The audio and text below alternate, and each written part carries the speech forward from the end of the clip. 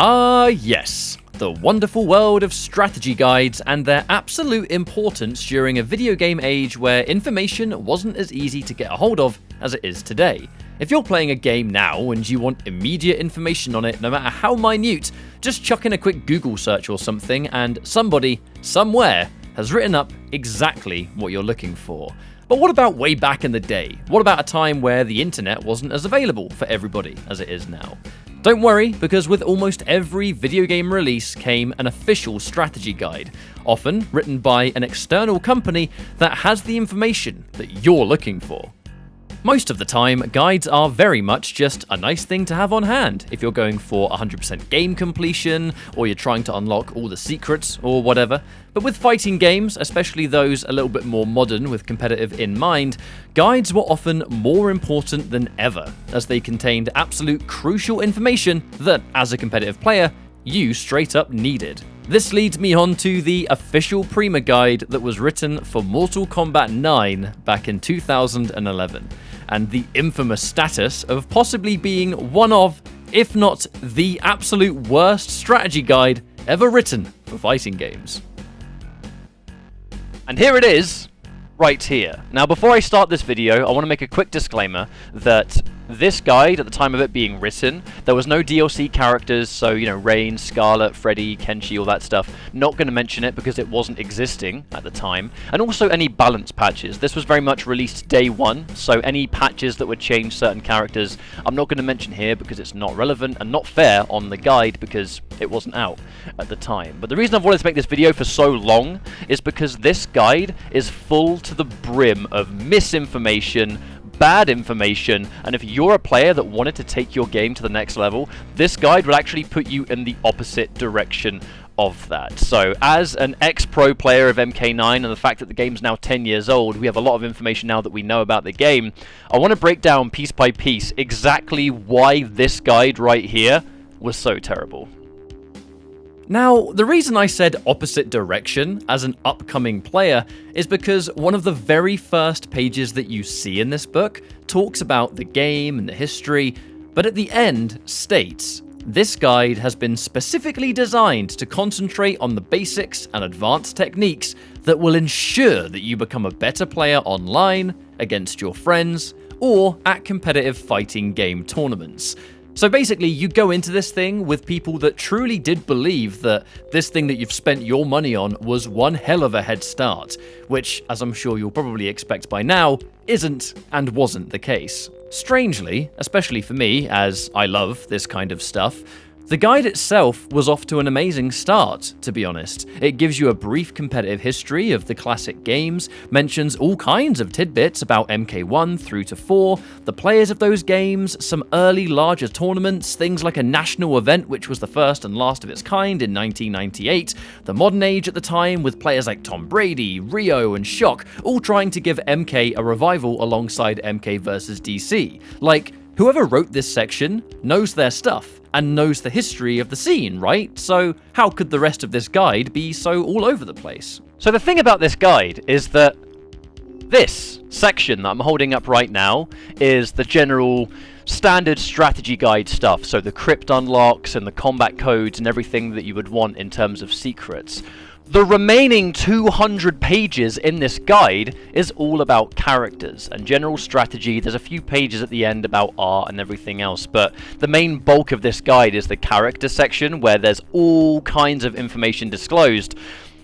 But I need to read this first page, right? This first page that you can see right here, this is a disclaimer of the Warriors, and it reads, "The following pages detail strategies for every character. From basic attacks that may not need a lot of setup explanations, to more complex combos, A, B, and C. Each character section provides you everything that you need to create your own fighting strategy. Read up, take our tools, and practice. But most importantly, use those tools to create your own style." Now that's fair enough. That's a fair enough little description here, but there's a little note on the bottom, and this is the thing I think that really pissed everyone off back then and still makes me so upset now. And this is the heavy hitter. It says, and I quote, "In order to bring you the most accurate strategy possible and keep this guide from becoming outdated, We have purposefully left out damage and character frame data information. Each specific move, attack, combo damage, and character frame analysis presented in the game is subject to NetherRealm updating and patching the game with character balancing and move damage updates. When you turn on your game and connect to the PSN network or Xbox Live, these updates will automatically be downloaded to your console. Now, for those that missed it, I'm going to say the key moment again. We have purposefully left out damage and character frame data information. As you might expect, this is a pretty big issue for a guide to miss out on purpose. Other fighting games at the time had frame data in their guides, and it was genuinely the only way to get that game-changing information back then. The Prima guide for MK9 not including that was straight up unacceptable. Because for a lot of people day one that wanted to get really good, they would have bought the guide for that frame data alone. We all felt totally ripped off, to be honest, and the excuse that was given isn't even a valid one. When fighting games have patches, historically, you don't see complete and utter game overhauls unless they do new seasons or a new version of the game. Many situations where frame data is needed often remains mostly untouched, besides some moves having a few values tweaked here and there, that if you were a competitive player anyway would have known to just ignore that section that's now different. But look at the other 99% of stuff that you know isn't changed at all. There is no logical reason whatsoever to leave out frame data of this magnitude. And why this was such a catastrophic mistake is that the entire community definitely suffered competitively because of it. It came down to the single-handed efforts of community member Somberness, who painstakingly went over every move with every character, which took months to get together, making threads on Test Your Might. It took about a year for everything to come together, and that whole year, we were all playing the game so unoptimally because we just didn't have the information that you need. All of this halted progress was a direct result of this fucking guide leaving out frame data and damage. Absolutely unbelievable. Okay, so one of the first problems that people automatically had with this guide, especially with the character sections, is just the unreasonable amount of snapshots. I mean, we can go through any page here and it's just snapshots after snapshots. Like it's like basic combos, but every single hit in the combo has its own snapshot. It makes almost no sense for them to just I mean, look at this! Look, you take one glance at this book. What is this? How does this help anybody? The same moves, just piece by piece by piece. It all looks the same here. There's no need to pad out page after page of the same screenshots with the same characters for hundreds of pages. This is just complete visual overload, I think. And if you're a new player looking at this, I can skip to any random page here. Let's skip to this, right? Tell me what's going on here. It all looks the same, doesn't it? Ridiculous. Right, so for these character sections, which usually have frame data on them, but obviously we didn't here, you have to deal with those stupidly never-ending list of screenshots of moves that could easily be listed as inputs alone, or way less screenshots in general. But I don't know if it was to make up for the lack of actual information or something, but they tried to give you extra insights into character matchups. Now, I read every single one of these, and this is where the misinformation comes into play. This was clearly a tiny amount of people playing the game in their own way, telling you how matchups go pre-release, that even in week 1 wasn't actually true. First of all, you have some pretty random feeling matchups at work, which honestly made no sense, even day 1, and the reasons for them are even stranger. For example, Cyber Sub-Zero's best matchup was apparently Noob Saibot. Why? Because you can dive kick his clones and I quote, use the X-ray when he least expects it. They do mention enhanced ice trading well, which is actually true, but this description is talking as if Noob had to do clones at all times, which is never true if you have a brain. You know how broken Cyrax had always been, especially day 1, because he had all these ridiculously easy to obtain unblockable combos, crazy good half-life 1-bar combos that you could and had found day 1 if you're mustard. Yeah, apparently his worst matchup was Nightwolf, because he can absorb net and Rhino charge your bomb startup.